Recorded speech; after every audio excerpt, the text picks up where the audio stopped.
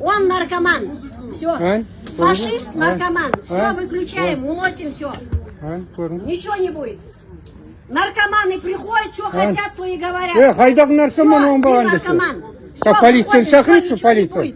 Нормальный, ненормальный? А что? Уходи. Сізден атыңызды сұрадық қой. Бұрын мәрте қазақша өлең қойыңыз деді. Біз сізге айттық. Қазақша өлең қойыңызшы деді. Сізді атыңызды сұрадық. Фашисты, машисты деп айтып тұрсыз. Чет, уходи. Уходи. И записывай, вы фашисты и националисты.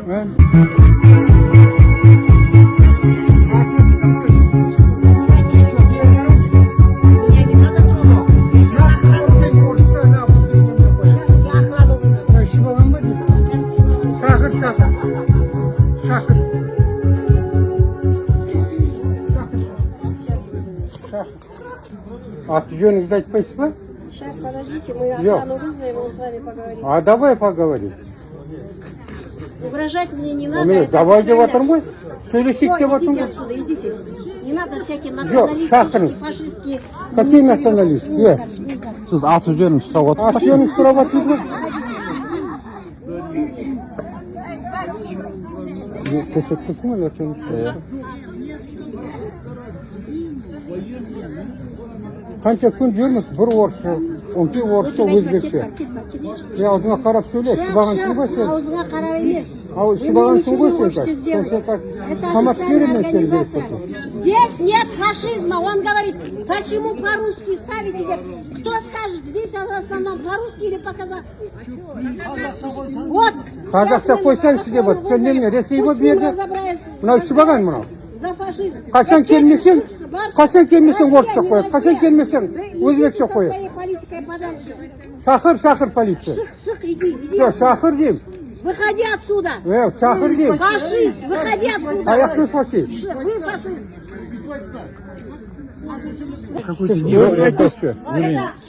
Бері қараңыз, қойшы. Итерме ана телефон. Келмеңізді телефонды. Запрещают Немнеге запрещать? Немнеге запрещать? Аға, айқайламаңыз. Айқайлама өзің. Немеге запрещать? Қашан келмесең орысша қоясыңдар. Қашан келмесең орысша, өзбекше қоясыңдар. Қазақстаннан қоймыз келсең, националист дейсің. Кімсің сен өзің? Представьте етесің? Не қыласың мен кім екенін? Жоқ, оны не үшін сіздеп тұрсыз анда?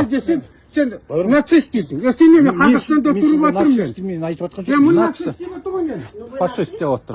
Фашист деп отыр. Мына шыбаған мына шыбаған. ана өзі айтып тұр ғой, нацист. Аға, мына жерде конфликт создавать етпесеңші. Мен создавать етіп тұрған Не создавать етіп тұрсыз ғой? Неге создавать етіп? Келдік та аты жөнін сұрадық. Аты жөнін сұрадық. Неге мынандай деп едік сразу. Сен Цетаняха мен қазір қамайын дейсің. Давайте. Қазақстан ба, не Ресей ма бұл? Аға, Бері қарайсың. Қазақстан ба дейсің? Онке орысша қоясың. Қашан создавать етіп? Мен келіп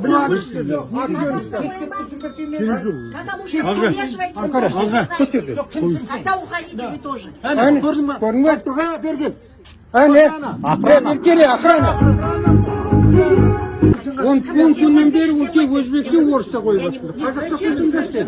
Я не буду ставить. Ты не имеешь права не ставить. Мы пришли Я имею отдыхать. право не ставить. Мы пришли отдыхать. Когда фашисты приходят, я не ставлю. Ты не говори так, фашисты. Зачем ты так оскорбляешь? И сказали, мы русскую не хотим, узбекскую Не говори так. Да, фашист, Біз бүйтіп айтқан он жоқпыз. тоже фашист. Нақ отырып айтасың деп. Ты сама так сказала. Зачем ты Нет, говоришь? они Мы сказали, пришли отдыхать. когда вы Искеп көрінші ау, жалғы искеп көрінші. Нет, так не пойдет. Почему? Бәрін фашист деп отыр. специально свое показываете, вы журналисты кто?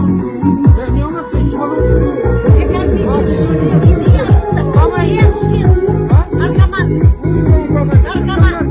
Всем наркоман. Иди отсюда. Аузыңызда перек арыр. Мынау шыбаған ба? Қайда барайын, қайда ұят, почему ұят?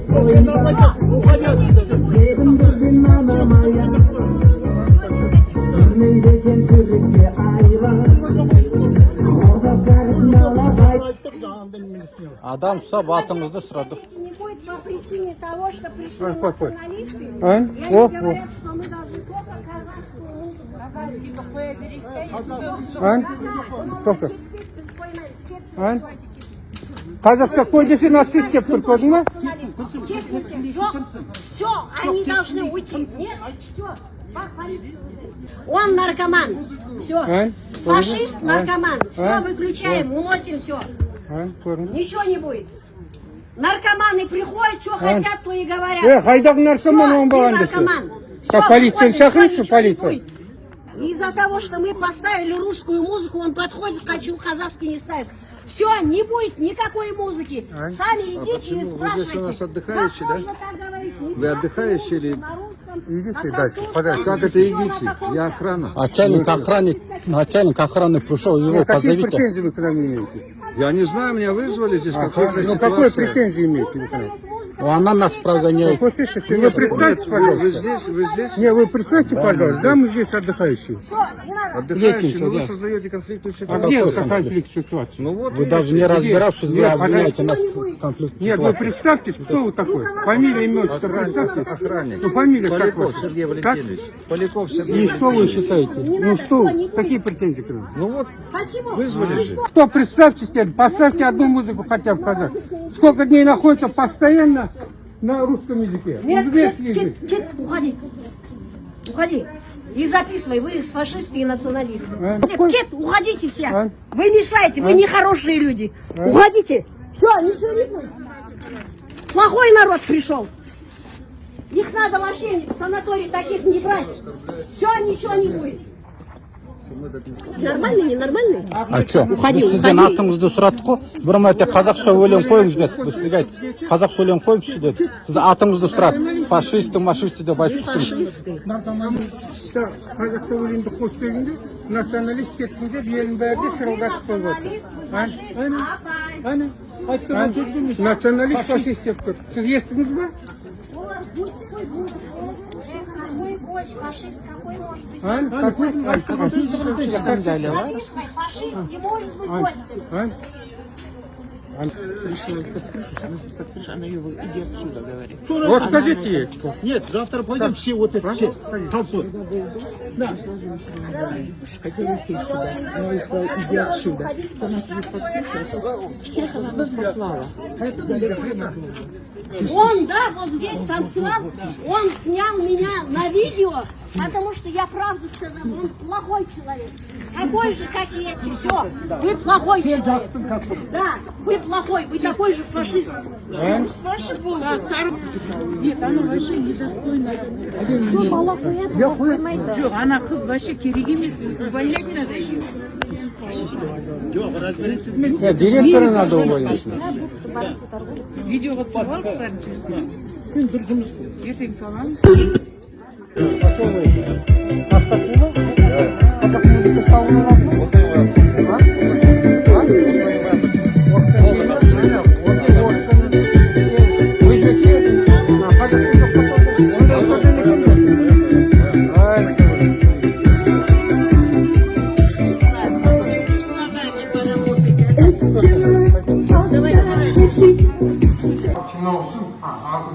маусым 2024 жылғы мынау алтын қарғалы дейтін санаторийдің мынау директорын күтіп отырмыз. Ол кісі жоқ, менің ойымша қашып жүр. Былтыр осындай тіл мәселесі бойынша кіргенімде мен националист, нацист, сен нағыз қазақша деп айтқан директор. Енді кеше танцплощадкада бәріміз жүрсек, оңкей орыс, оңкей жаңағы өзбек өлеңдерді айтып жатыр. Сол кездер ғой, 7-8 өлең айтты. 7-8 өлең. Мен барған екен айттым, қарындас, мынау қазақша өлең бар ма? Біреуін қойсын десек, мені ты нацист, ты уходи отсюда, ты фашист. Тағы не деді? Наркоман деді, не ол? Қазір директор, менің ойымша, қашып жүрміз керек. Енді қазір сейчас подождем, күтейік тағы бір 5-10 минут. Келмесе, тағы бір елеп келеміз. Нет, ты şimdi ayrıldı. Marx'ı, faşist, kek deyip çıkacağız. Sonra ben karıştım bize. Şimdi söylemeydin mi o? Ama şu bir Marx'a ettik. И она, и директор такой, директор. В прошлом году, наверное, меня нацистом назвал. Только за то, что я говорю, қазақша жауап берсек, қазақстан тұрып атымыз ғой. Мына қазақша біле тұрып, әтейді қисайтып, повесть өтіп, не қылса, бірақ ты, оказывается, нацист, ты осындай фашист по нәрсе деп шықты. Бір уақытта охрананы жіберіп қалды. Кеше келді ғой, и тағы бір немелерді жіберді, корейцев. Жоқ, мен өзімнің елімде тұрып, мен неге қазақша сөйлемеймін? Я ж не в России. Мемлекеттік тіл ғой. Солға көйтіп баратқан. Ассалаумағалейкум, қазақ елі. Естеріңізде болса, мен пост шығарғам жаңағы. 9 май күні жаңағы бір орыс топ жігіттер КСРО мен туыменен, Өзбекстан туымен Алматының көшелерін аралап, бір қазақ азаматы батырды тоқтатып, туыларын лақтырып, сөйтіп не қылып еді ғой. Мен сонда пост шығарғам, мынау бізді жайлап дайындап жатқан сияқты, мынау Ресей мен Өзбекстан бөліп алайын деп қалған дейді. Қазірдің өзі бүйтіп қарасаң, біз колония сияқтымыз олардың. Соның бәрі дәлелдер келіп тұр. Мен естеріңізде болса, 2022 жылы пост шығарам, Алтын Қарғалдың санаторийі бар мына Алматыда. Жақсы санаторий, өте немне санаторий. Ол баяғы совет өкіметінен қалған. Соның егесі Зейнулла Қақымжанов дейді. Назарбаевтың оң жағында, сол жағында жүрген адам деп не қыламын. Нақ десеңіз, ол кезде ол чиновник, министр экономики болған, экономика министрі. Бұл немнені тиын-пешекке алған, түсіндіңіз ба? Қазір мен ойынша құрғанда жылына 40-50 миллион доллар табады. Одан да көп, мүмкін 100 миллион доллар табады. Ол жаңағы сөйтіп жүріп, өзімізге қазаққа қысым жасап жатыр, түсіндіңіз ба? 2022 жылы естеріңізде болса, мен пост шығарғам. Жаңағы бізді қазаққа сөйлегендерді кемсітіп, столовыйда жаңағы тамақ беретін жерде бермей тамақты айланып өтіп, қазақша сөйлесең жақтырмай, орысша сөйлесең жауап береді. Сонда директоріне кіріп, жаңағы соның бәрін айтып, кейін жаңағы директорның фамилиясы, кім еді фамилиясы? Ташибаев. Ол енді орысша білмесе де сауатты жігіт еді. Почему я на русском говорю? Потому что вы не владеете казахским языком, да? Не владеете, да? Нет, я понимаю, но свободно изъясняться вы не могу. Поэтому, да, мы на русском разговариваем. А вы считаете правильным, да? Ну, это моя ошибка, и, конечно, я должен поднять свой уровень новый. Он алып тастады да жаңағы Зейнулла Қақымжанов. Посттардан ел шуылдаған екен. Орнына қазір бір қазақша сөйлейтін өзінің адамын қойған ба, фамилиясы кім еді? Макетаев дейтін. Сауаты жоқ. Өзі сияқты біреулерді әкен коллективтерді жинап алған, санаторийін талқан шығарып жүрген, бүйтіп қарасаңыз, не ол.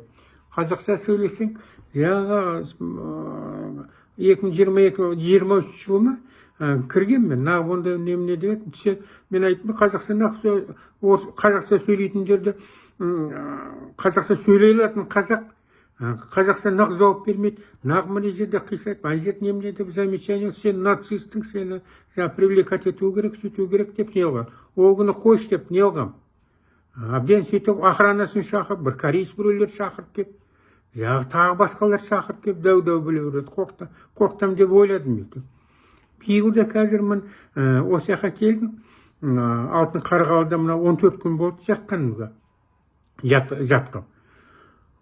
Сон аржағында летний площадка дейтін жер бар жаңағы, кешке қарай танцы қылады, не қылады, сон музыкасы естіледі. Мен кешке қарай айланып, бүйтіп ақырын жаңағы қыдырып жүргенде 14 күнім бар, 10-ке орысша өзбекше, орысша өзбекше жаңағы музыка. Бәрі үндемейді, не қылады? Кейін мынау шыдай алмай кіріп, жаңағы қызы, музыка қойып атқан қызы, диджей дей ма, немене дейді өздерінің санаторийдің адамы. Келіншек екен, қазақ келіншек. Қызым, сенде мына қазақ музыка жоқ па, болмаса қазақша арасына қойып тұрса, бас салды, сен кімсің? Сен жаңағы фашистсің, сен нацистсің дейді. Сен дейді наркомансың деп, кет мынаяқтан деп, қараптан қарап, сөйтіп не қылды. Түсіндіңіз ба?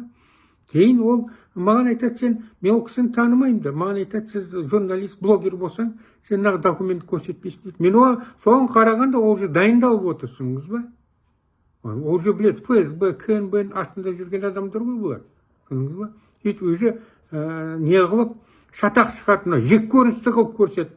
Санаторийға алмау керек, нақ десе мына көпшілік жерге, мен қай жерге бір қала, қай жер қалаға барсам, көшеге шықсам, адамның артынан жүреді.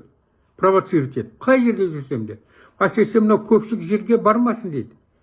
Ол адамдар лесіп кетеді, ол шындықты айтады. Туған туысқандарын бәрін қорқып тастаған, жора жолдастарын бәрін қорқып тастаған аралас. Даже қайтыс болған жақсылық жаманшылық тойға бармасын деп бұл жерде жаңағы не қылып адамдарды сөйтіп не қылама деп түсіндіңіз ба? Сөйтіп жаңағы өзіміздің Қазақстанда тұрып, қазақша сөйлеткен адамды қысып жатыр, өзі жаңағы егесі Зейнулла Хакимжанов дейді. Түсіндіңіз ба? Ол немене? Құрғанда мен айтқанда 50-60 миллион доллар мен ойынша түседі. Аспаннан суалдап түскен бе? Тиын қалған санаторийде. Ондай болса жаңағы мемлекетке қайтарып алу керек деп ойлаймын. Қазіргі мемлекетке. 50-60 миллион біреудің қалтасы десе ме, қанша адамдар үйсіз жүр, күйсіз жүр, жұмыссыз, онда қанша фабрика заводтар не қылады. А бұл қайдағы бір Назарбаевтың адамы деп, бір чиновник деп, соның байлығын бәрін басып алып, сөйтіп жаңағы ФСБ-ның приказын ба, білмейміз ғой кім приказ. Жалпы осындай жағдай болып жатыр. Жаңағы қыз деген бас салып, ол кейін білген бойынша семейдің қыз екен. Ол да жаңағы Зейнулла дейтін, ол да семейдің жігіт. Мынау енді қазіргі директор деген оны білмейміз. Әбден санаторийді жаңағы шашатқан бұлар. Оны қойы деп жаңағы бізге арыз жазғанда, ой, мен оны алып тастаймыз, бітеміз деп бәрі жауып не қылған екен. Жаңағы арыз жазыңдар деп шықты. Кейін аяқ жағында мына кеше звондайды жаңағы кісілер. Оны алып тастаған жоқ, әшейін предупреждение берді, мен бірінші мәртебеден алып тастаймын дейді. Алдында қазақ қыз деген официант бір сөйледі. Қазақи. Қазақша сөйлеп, қазақша не қылды, оны предупреждение еш нәрсесіз алып тастап жұмыстар. Түсіндіңіз ба? Қалай коллектив тазалап жатқан. Өзіңіз ойлаңыздаршы осы. Мен жаңағы столовыйда азандап отыр едім, қалай қасымда басқа ұлттар, ұлтты айтпай қойы. Сонда мен айтқан мына кісілер, қазақтарды жамандап, ашық не қылып кетті. Вы казахов не считайте, не сравнивайте, не считайте, что все казахи такие, как Назарбаев. Это, так сказать, люди, ставленники Кремля. Он ставленник Кремля, Назарбаев. Путин самое дно он назначает. Деп, не қылдым. Путинден де айтқан жоқпын, бірақ енді не сравнивать. Сол күні процедураға бар, ванныйда процедураға су толтырып қояды, сол кіріңіз отырып, кіріп ішіне аяғын басса, кипяток дайындап қойған. Шығамай қалсам, соны күйіп өледі адам ішінде. Ішінен қалай шыққанын білмеймін, жаңағы нақ өйтесіңдер, ұят емес, нақсы емессіңдер, демейді байқысылар. Мұздай су қосы да үстіне, мына жылы суды ыстық су деп тұр анау, старшийін шақырып алып, түсіндіңіз ба? Енді бұл медсестра байқыстар 70-90 мың теңге алады екен. Бір жаңағы 3-4 адам сейді екен. Олар қорқа деген жұмыстан алып тастайды. Түсіндіңіз ба? Сөйтіп қандай приказ берсе, соны істейді. Оларды түсінемін мен. Бір жерде бір медсестра 3 адамның орнына істеп жүр. Шыр, не қылады? Олар 70-90 мың. Өзі 40-50 мыңдал осындай жаңағы доход келіп тұрғанда, өзіміздің қарапайым жаңағы халқымыздың осылай қысымыз айлығы да жоқ. Осындай жаңа әрекет мен сияқты адамдарды әбден итін шығарады деуге болады. Түсіндіңіз ба? Күніге мемлекеттен. Адам басына инвалидтер барады, немелер бар. Олар бізге жанашып беріп жатқан жоқ мемлекеттер. Осындай Зейнулла Хакимжановтың қалтасын толтыру үшін олар жағында бөлісеме, ФСБ-мен бөлісеме, кіммен бөліспеме білмейміз. Сонда біз үшін береді. Түсіндіңіз ба? Ол ақшаны. Ол ақшаның тамағын өзі қаяқ кетіп жатқан не қылып жатқан жоқ. Мен жерде мен айтпай қойын жағы немне қылған. Күніне 25 мыңнан бастап өкімет төлейді әр адамға. Инвалид болсын, басқаларға болсын, не қылсын деп. Сөйтіп мыналарды айтса бір күн, бір аптаның ішінде банкрот болып шығады. Сөйтіп соның өзінде міндет қылып сендер не қылып жатсыңдар, бүйтесіңдер деп өзің қазағыңды қысып жасап жатыр. Айтпаса бүйтіп көріп жүрміз, қасындағы орыс кемпірлер, жаман шалдар өте көп. Солардың асты үстіне түседі. Ол кім сен? Медсестра бақсы исполнительді қойуын кей. Жақсы номерлерді беріп қояды. Күшті катезерді беріп қояды. Оның бәрін айтуға да ұялам, шыны керек. Бірақ шыдамай осындай болған жаңағы көрдіңіз ғой жаңағы қалай не қылып жатқан. Мені жаңағы мынау директордың өзі қазіргі директор 2023 жылы мені жаңағы сен нацистсің деп не қылған. Сөйтіп жаңағы мен YouTube каналда кэнбэн боттар тебя надо посадить за межнациональный немне деп сондайлардың бәрін сөйтіп қорқытып через YouTube канал не қылғанда болды сөйтіп межнациональный рост жасап жатсың сен бүйтесің. Сен айналып кетейін мен мемлекет тілінде сөйлеп, қазақ адам қазақша сөйлейтін мемлекет тіліне нау жауап бермейді. Қисайт ол өзінің мен заңды жағы немді требование істемейді деп айтқанымсы сен мен нацист деп жатсың ба? Деп вообще қазақтар әбден жоқ қылып бастасамақ сол бұлар. Түсіндіңіз ба? Тегін алып жатыр ана санаторийді бүйтіп қарасаң тиын пешенге. Қанша миллион ақша тауып жатыр. Түсіндіңіз ба? Сөйтіп біреуін айтқансыз деп сөйтіп істеп жатыр. Аяқ жағында көресіз жаңағы бізден қашып жүрген сияқты назында жаңағы 9 жоқ, 10 жоқ, 11 жоқ. Директор деген баяғыда санаторийді совет өкіметінде жаңағы столовыйға кіреді, басқа жерге больной кіріп, жағдайларын қалай, қай жерде кемшілігі бар, қандай пожелание бар деген әңгіме ондай жоқ та. Сөйтіп жаңағы келгеннен кейін сөйтіп кешігіп келіп сөйтіп өзімізге бәле салып жатыр. Көріңіз.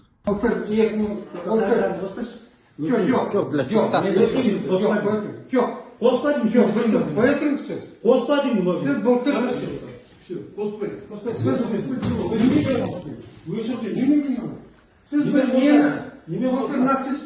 Кім айтты нацист? Сіз ғой. Видео бар ғой. Орысша неге сөйлейді? Мен айтам ол ұйғыр кісі деді. Жоқ, неге өшірді? Ұйғыр кісі деді. Национальный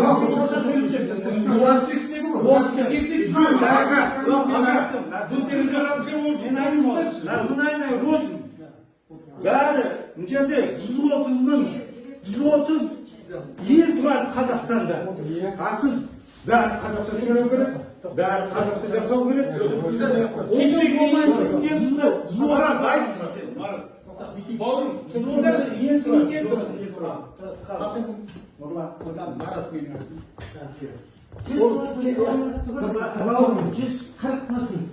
Олар үйренсін қазақша, үйренсін. Енді езмаға не айтасыз? Жоқ, неге кіресіз соны біз сізге басқа вопроспен келіп отырмыз. Жоқ, енді мен сразу уважать етіп келесі жыл нацист деп айтты. Нацист деп айтты. Аға, это национальный розын. Ондай болмайды.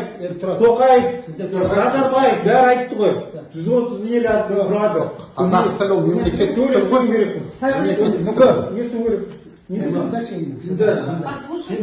Сен бастай ақ қой. Былай ғой. Біз ол кеп былтырғыны басқаны айт дедік. Кешегін айтайын негізінде. Кешегі, мысалы мен ана таныс площадкаға барып қалдым. Мен ойым ішінде. Бәрін сол жерде отырып.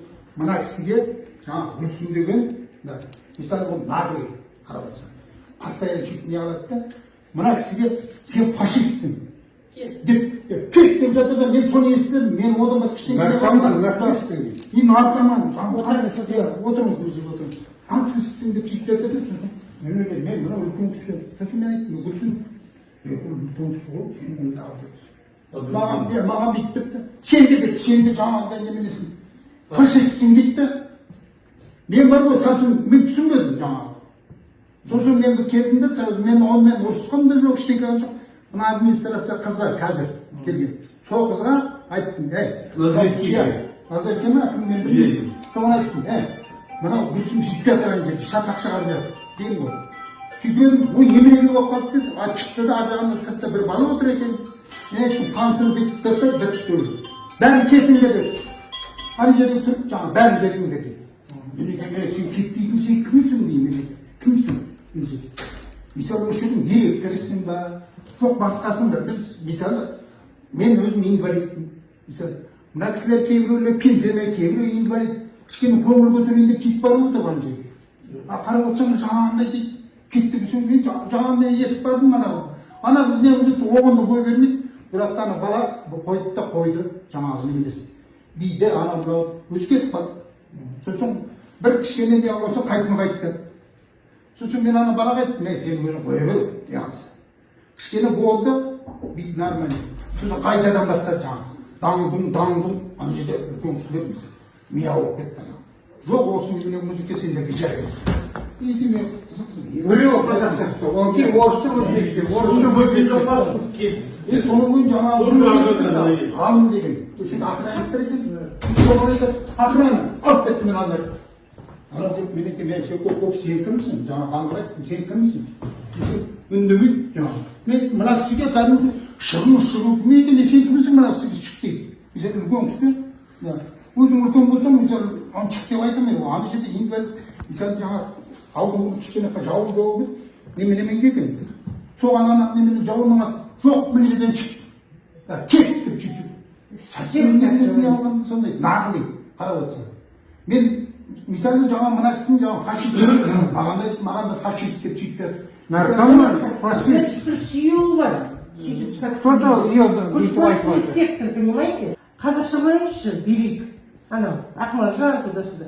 Мен тез билейік, бәрі жылын кісі келеді, суық қой. Қойыңызшы десе, қоймай. Өзім білем не қоятын. Одан кейін орысша өзбекше. Біз қай жерде тұрмыз? Енді біз Өзбекстанға баршы өзің. Россияға баршы. По-другому. Мынандай санаторий біз көрген жоқпыз. Бірінші кіргеннен бұрын біз естігеніміз. Апай тыңдадым мен болды. Мен бітірейін, әңгімені сөйлемеймін. Столовыйыңызда ол барды. Бірін берсе бірін бермейді. Медсестраларыңызға басар, бәрі айғайлайды, бәрі грубиян, жап аузыңды дедім ғой дейді медсестраларыңыз. Үстінде қай кабинет болсын бәрін айтып береді. Айлығым 90 мың мен. Я виновата, что ли? Мені келді. Жоқ, жұпар емес. Ол кісі байқысы вежливый жұпар. Бірақ қиналады. Жалғыз өзі ғой. Жалғыз өзі, екі адам өрді жұмыс істеуде. Жазып отыр. Екі процедура бар. Екі процедура үшін жалғыз өзі дейді 90 мыңға. Сен амал жоқтан істеп жатыр. Нақты сіз ертең жұмыстан шығарып жібереді деп қорқады. А басқалар 90 мың деген айлық не ол? Сенде бала байсыздар ғой. Басқалардан жаңа көтмасы бесектерді, пожалуйста, прямо сейчас выгоняйте с работы. По отрицательному мотиву. Бәріңіз не жазып бердіңіздер маған? Ештеңе жазбаймыз. Біз сразу Кәкімжановқа шығамыз қазір. Жаңағы увольнениеға официально қарыз керек. Жоқ. Нет, все же жалуются. Бір минутте боламыз. Бір минут. Сіз заң бойынша голословный устный немеде арызға жатыр. Заң бойынша. Обращение. Устный обращение. Юристіңіз бар болса шығамыз. Айтады. Устный. Бұл коллективный кеп айтып отырмыз берді. 20 шақтардан. Нет, мы же приехали отдыхать. Біз демалуға келдік. Бұл не первый случай. Все жалуются, на питание жалуемся. Хлеб, то плесенью пахнет, то они старый хлеб. Свежий никогда не бывает. Салат салады ғой. Міне, мынандай объем. Мына мысықта төлмейді. Салаттың объемын үлкен. Жақсы, обедке келем мен көремін. Енді айтып қоясыз жақсы мен барамын. Қазір келем. Айтпайын ғой, мен кішкентай бала. Сіз Ғалияны не үшін алып тастадыңыз? Қазақша жалғыз официанттың ішіндегі старший қазақша сөйлейтін еді. Жақсы алып, не үшін алып тастадыңыз? Не үшін бастадыңыз? Мен сізге сұрдым ғой, 10 мелодия ойналды. Жаңадан бері ағам келіп айтқан қазақша қараң, бері қараң, 7-8 өлең айтылды кеше. Біреусі қазақша жоқ, өзбекше, өзбек емессің бе сен? Жоқ. Орысша, өзбекше, орысша 7 өлең, 8 өлең айтылған екен. Кешегі біз алдың күні 14 күн жүрміз сөйді. Бұлай бер, кешке қарай. Беріп тұрмаңызшы. Кейін қасына бардым, қарындас, жаңа қазақша өлең жоқ па? Біреуін қосыңызшы. Бас сал деп, кто такой? Нацист дейді. Вот как, былтыр сіз маған нацист дедіңіз ғой? Точно точно. Видео бар сен. Видео бар, ертең қара бет болады ма? Шығарған екен. Сен нацистсің деді. Жоқ, бері қарай, аяғына шинайсың деді. Кейін наркомансың деді. Түсіндің ба? Наркомансың деді. Фашист деді. Мы подпишем, хорошо? Ағаға, Нұрекеңе керек сен тұрсың. Қол қойып береміз бәрі. Аты жөніңізді, фамилияңызды беріңізші, заявление. заявление или как? Аты жөніңіз кім сіздің айтпақшы? Нурлан деді ғой. Кім? Нурлан. Фамилия? Макетаев. А что у вас вывески? Мен сенімен сөйлеспеймін дейді. Мен сасың ескеттім. Жаңа осы кеше сөйттім, ал бүгін тағы мен сендермен сөйлеспеймін. Оның бір мысалы ұстап тұрған Тоқаев па, біреу бар ма деп ойлаймын мен сосын. Жоқ, Ағымда бір столовға баратынбыз, балам екеумізге тек, я вас прославлю, здесь вы больше ноги вашей не будете. И вот пришли кто? Директор. А кім еді? Мен жаспын бір момент, сіздер территорияны біз бір көрмедік, екі жігітті. Қарағаныңыз, жүргеніңізді көрмедік қой. Енді қазір біз айтып алайық, қайдан іздедіңіз, тауып аламыз сізді.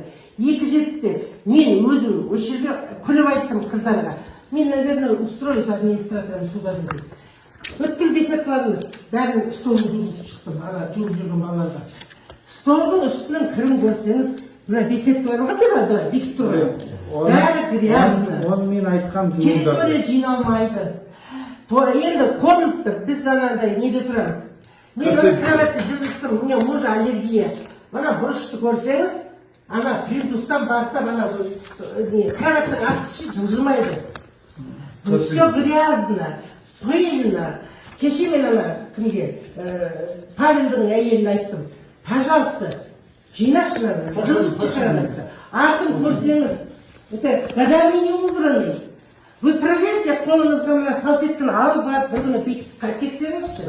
Везде грязь, холодильники не моются, комнаты все, запахи страшно. Енді жатқан кезде мына жастық бар ма, мына стенкада, бәрі обои тұр ғой, бастың кірі ана жерде. Ана жатуға ерініп, мен кроватты жылжытам. Ана қызға жуғыздым. Ну неужели я должна 2 недели ақшамды төлеп келген жерге не тағамым дұрыс, не ұйықтайтын жерім грязный. Сондайды имейте в виду, пожалуйста. Номер 1016, все коттеджи. Енді қандай место, шешіп жіберіңізші. Пожалуйста, бұл не первый, мы все группы зайдут сейчас. Весь санаторий, 200 человек все зайдут. Нұрлан, А вам огромное, не относитесь, пожалуйста. Ну да? Там что у нас, 6 унитазов. Мен бір заметка айтуға ұмытып кеттім. Жаңа таңертең завтракқа бір инвалид коляске сидит, а ее кормить тұрыпты. Көрдіңіз ба, қолды станок шутка? Вы знаете, что там микробы, грязь? Почему ее в столовой не кормили? Ее не кормили, сейчас принесли полға, А жаңа начальник отдела тоже в курсе, он тамақ тапап көрсеттім, көрдіңіз ба жаңа жерде? Тамақ беріп жатыр. Бір адамға тамақ бермепті. Соны же холға әкеп берді. Холда одни микробы, она больная, инвалидная, коляска сидит. Соны айтам, столовыйда неге бермейді? Бермеген ғой? Ана жерде холда беріп бak тамақты. Масқара ғой? Ужас қой, вот надо сфотографируй, что в холле, иди, когда, пока она кушает. Так что, подойди.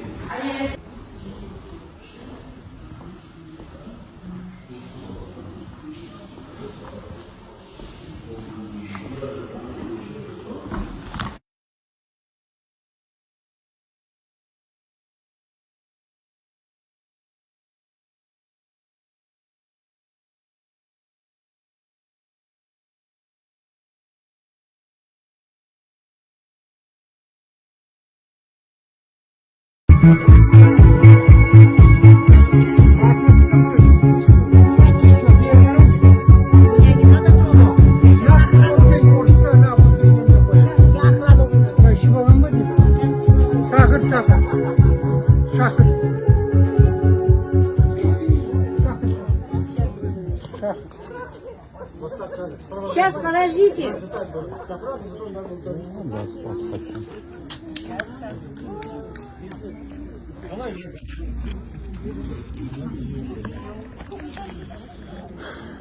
Çık.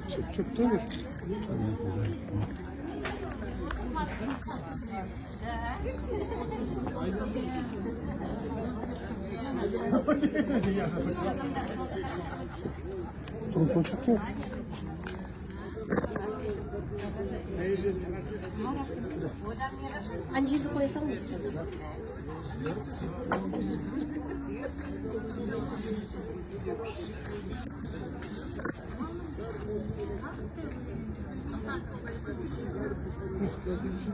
Аты жөніңізді айтпайсыз ба?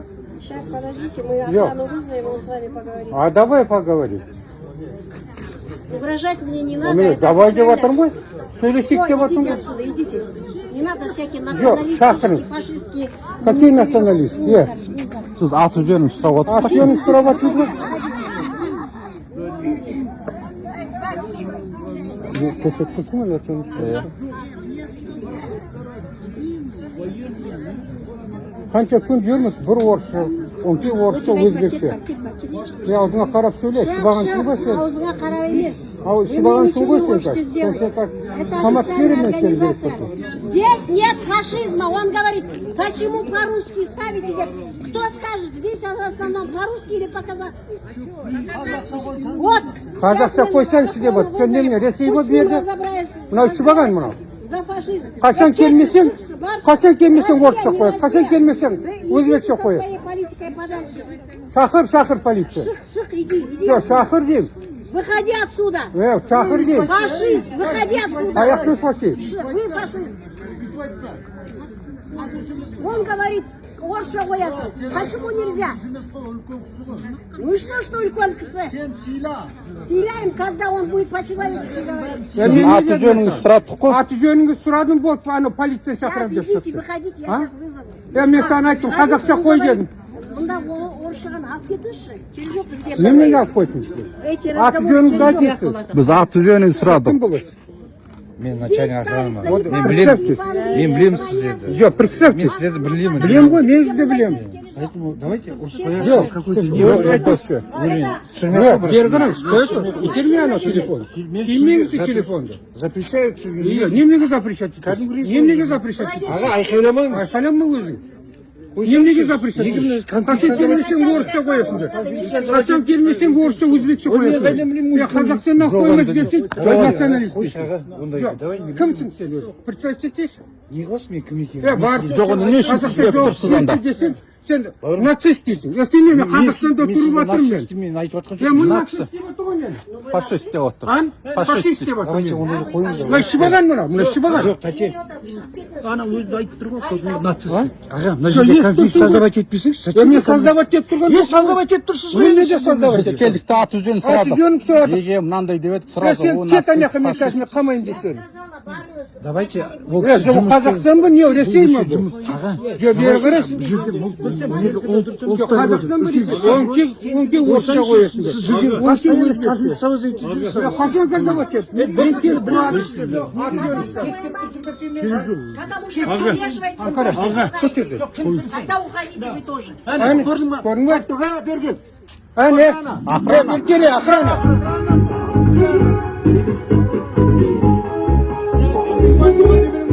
Официальное свое показывайте. Вы журналисты кто?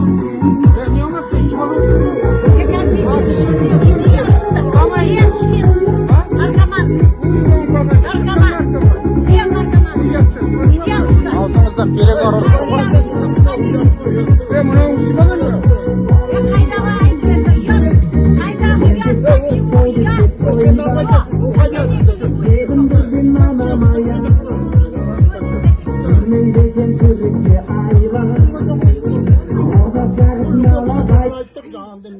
Адам ұстап атыңызды сұрадық. Не будет по причине того, что пришли националисты. И А? они О, говорят, что мы должны только казахскую музыку. Казахский какой Только. Қазақша қой десе нацист деп тұр, көрдің ба? Все, они должны уйти. Нет, все. Потому что они мешают. Все, не будет дискотеки, все. Мас мынау. Потому что я отвечаю за дискотеку. Дискотеки не будет, уходите все. Все.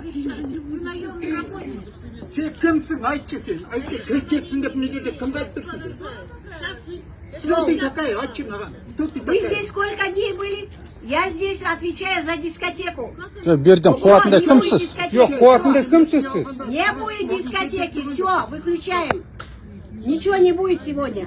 Мынау кісі ішіп алған мынау. Ага, қазір шыбаған. А вы это чегіп алғансыз. Он наркоман. Все. Фашист, наркоман. Все, выключаем, уносим все. Көрдің. Ничего не будет. Наркоманы приходят, что хотят, то и говорят. Қайдағы наркоман Всё, оңбаған ты десе? наркоман. Са Всё, полицияны выходим, всё, шақырыңызшы, ничего не полиция. будет. Полицияны шақырыңдаршы. Сейчас шақырамыз. Санаторий, да? Мы можем ставить любую музыку. Из-за того, что мы поставили русскую музыку, он подходит, хочу казахский не ставить. Все, не будет никакой музыки. Сами идите и спрашивайте. Вы здесь у нас отдыхающий, да? Как можно так говорить? Вы отдыхающий или- На русском, Идите на дальше, французском. подальше. Как это Всё на идите? таком. Я охрана. Начальник охраны пришел, его Какие позовите. претензии вы к нам имеете? Я не знаю, меня вызвали здесь, какая-то Ну какой ситуация. претензии имеете вы к нам? Она нас прогоняет. Вы слышите, вы представьте, Вы пожалуйста. здесь Не, вы представьте, пожалуйста, да, мы здесь отдыхающие. отдыхающие, но вы да. создаете конфликтную А ситуацию. где какой вы конфликт ситуации? Ну вот, Вы видите, даже не разбиравшись, вы Нет, обвиняете нас в конфликте. Нет, вы представьтесь, кто вы такой? Фамилия, имя, отчество, представьте. охранник. Ну, фамилия как Поляков ваша? Сергей Как? Валентинович. Поляков Сергей И что вы Валентинович. считаете? Ну что, какие претензии к нам? Ну вот, Почему? Вызвали Вы же. что, Ну, все вызвали, хотите что? танцевать только под казахскую музыку? Вы просите 80-х, английский, прям говорите домой. Почему я должна ставить только казахскую? Вы сами... Только казахский нет. Вот кто, представьте себе, поставьте одну музыку хотя бы казахскую. Сколько дней находится постоянно на русском языке? Нет, Узбекский язык. уходи. Уходи. И записывай, вы фашисты и националисты. А? Музыка не имеет нации. А? Вы фашисты, еще Музыка туралы вообще еще айтқан жоқпыз наркоманы ғой. пришли. Сізді аты жөніңіз сұраттық Да, қой. все, уходите. Қазақша қойыңыз. Уходите все, ничего не будет. Представьтесь, айтсайш фамилия. Кет, представьте себе, сен өзің Шыбаған қазақша дұрыстап сөйлемейсің бе? Он говорит, я казах, он говорит, представьте себе, полицию вызовите. Сен қазақша сөйлесең айтпайсың ба? Аты жөнің кім? Я Анау сөйтіп мынау айтып деп, қой. кет, уходите все. А? Вы мешаете, вы нехорошие люди. Уходите. Все, ничего не будет. Плохой народ пришел. Их надо вообще в санаторий таких не брать. Все, ничего не будет. Перегар у нее перегар стоит. понюхай. Я-то чувствую спирт. Вам, наверное, привычно. Фашисту спасибо скажите. Ничего не будет. Как можно музыку не ставить? Да, я люблю русскую музыку, и французскую люблю, не надо и обращать английскую внимание. люблю, и испанскую, и казахскую. Успокойся, не обращай внимания. Нет, он Не обращай внимания. А вы почему двое всех Они лишаете снимают, они удовольствия? не имеют права. Не А никто не лишает. Мы ей, Не мы нравится, у нее сидите в спросили, номере. как Для ее этих зовут. фашистов вызовите Мы не полицию, запрещали, у пусть нее спросили, как ее зовут. Почему так? Она начала провоцировать. Спросите у нее. Подойди, понюхайте, она выпишет. Давайте Запах. будет эти Подожди, представить я казахской музыкой. Подойдите. И что, вы действительно говорили, почему вот самое на русском, что ли? Нет, а по-казахски поставьте одну хотя бы. Они говорят, иди отсюда, националист, что ли, говорит? Просто по желанию, да. Ну, желание мы должны Нет, свое. у нее запах такой.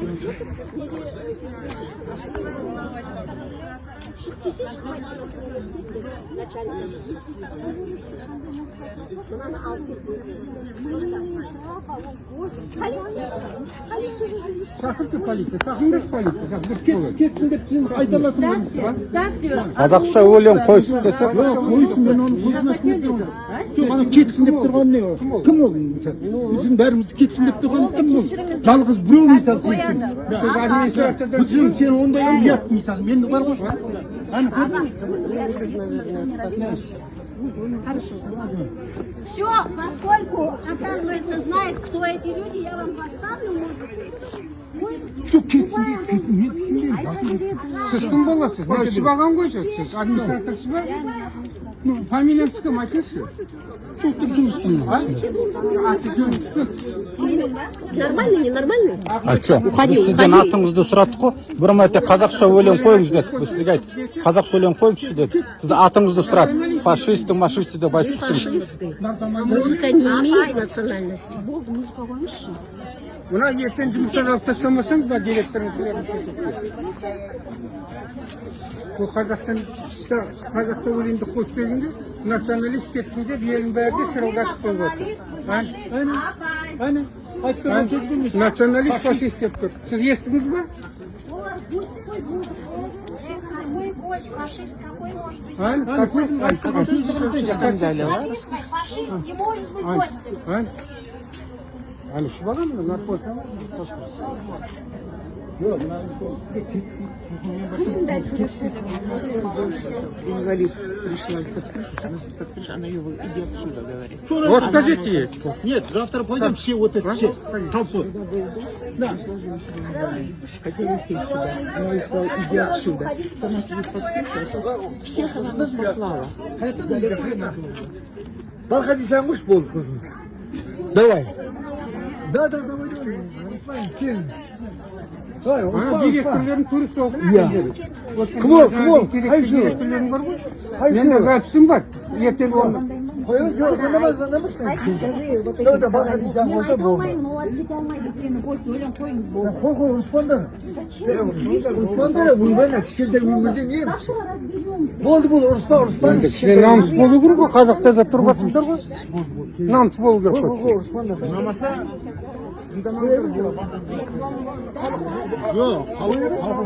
Жоқ, мысалы кетсін деп тұр. Мен түсінбеймін. Жоқ, кетсін деген дұрыс емес оны. Мен соны айтып тұрмын. Кетсін.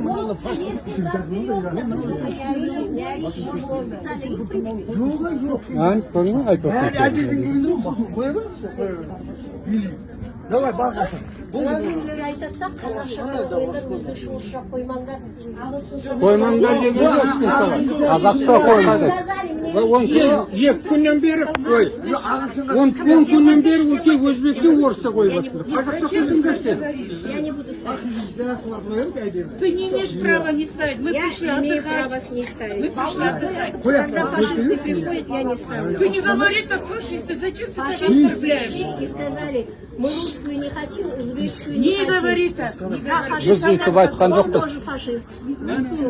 Нақ отырып айтасыз кеп. Ты сама так сказала. Зачем ты Нет, говоришь? они Мы сказали, пришли отдыхать. Искеп көріңіз ау, жалғы искеп көріңіз. Нет, так не пойдет. Почему? Бәрін фашист деп отыр. Қазақша сөйлемей ме өзі? Орысша сөйлеп тұр. Сен кімнің арқасында? представьте, пожалуйста, сөйлемейсің ба, рыбай, сен маған не істейсің? Это вы фашист. Нет, не буду ставить. Вы не хороший, я от вас не вы плохой человек, я теперь пойду. Все, не надо, вы даже меня на фильм сняли. Вы плохой человек. Oldu, YouTube'da көп қой әдел өлеңдері. Ол інім қой да, інім қой. Вы даже меня сняли. Даже он, да, вот здесь танцевал, он снял меня на видео, потому что я правду сказала, он плохой человек. Такой же, как и эти, все. Вы плохой человек. Да, вы плохой, вы такой же фашист. Короче, мы с Клоки скандалы слушать сюда не пришли. Да. Болды, қой. Қой,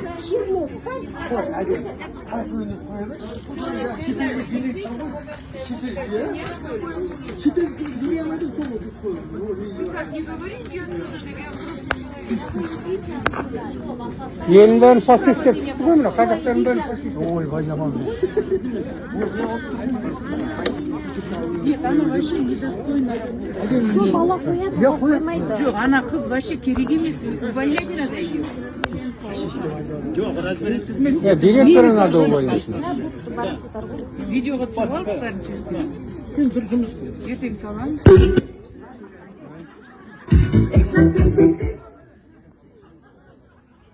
Намыстарың болу керек қой кішкене.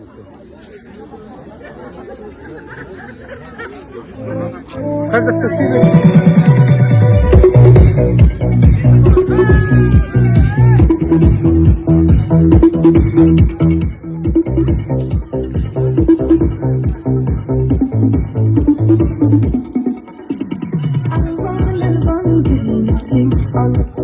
Atrás de